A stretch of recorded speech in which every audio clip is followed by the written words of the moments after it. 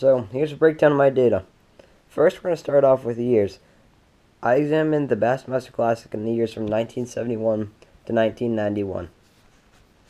At first, I just thought of comparing the winning bag and the total weight, which is this correlation graph over here, dot point graph, which we'll get back to soon.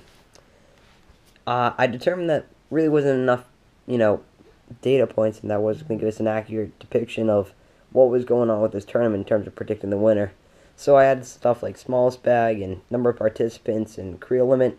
Creel limit basically means the number of fish you can take per day of fishing. So after this initial method of measuring the winning bag and gathering data of each of these years, which is quite difficult, I may add, I came up with this scatter plot over here, and as you can see, I found out that it has a weak or moderately strong correlation of 0.6-ish. So it doesn't give us a definite like probability or prediction of what the values are going to be, just because the correlation isn't too strong. And some years the correlation doesn't make sense at all in terms of total weight versus a winning bag, because people catch freak fish or giant record-setting fish, while the rest of the people just catch normal 2-3 pound bass. After observing this, all this data over here, I determined that just looking at these bag weights weren't enough. So after that, I went into the maybe some of the intangibles, such as lure types, and other like sort of variables like that.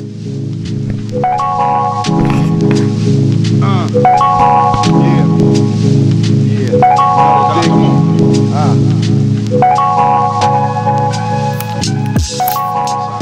I said, as time went on from the first tournament back in 1971 up until the most recent tournament, science has evolved and there's been bigger and better fish caught. As you can see in the data here, the total bag weights and the winning weights have greatly increased. A freak bag at 50 pounds in the 70s would be a middle scoring bag in recent years.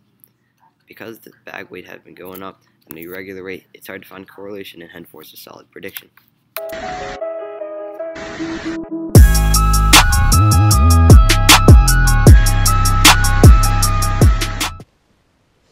Since I couldn't surmise any, good pieces of data from the type of data I collected with weights and everything like that, I decided to start looking at some of the other things that influence results in the Bassmaster Classic. Most importantly, I started looking at lures and their evolution throughout the history of the Bassmaster Classic. So a long time ago, like when it was first starting up, these were like a lot of soft plastics. So these are just like plastic tails, just anything it's rubbery, it looks like worms and stuff like that. And they started using those. So a lot of times people think that those can catch good sized fish, but a lot of times they're just catching average sized fish. So then people started moving on to the next grade, which was these hard plastics. So this is actually just a saltwater hard plastic, nothing special.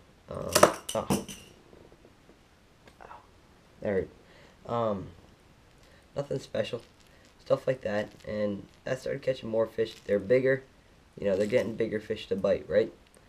Only problem is people again start realizing that these aren't the biggest fish they're pulling off their hooks there, because they're kind of you can kind of easily tell that they're not they're not real.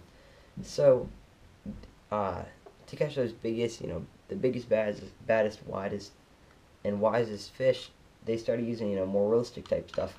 This is where they started getting into different types of soft plastics, like real life imitators, like this frog right here.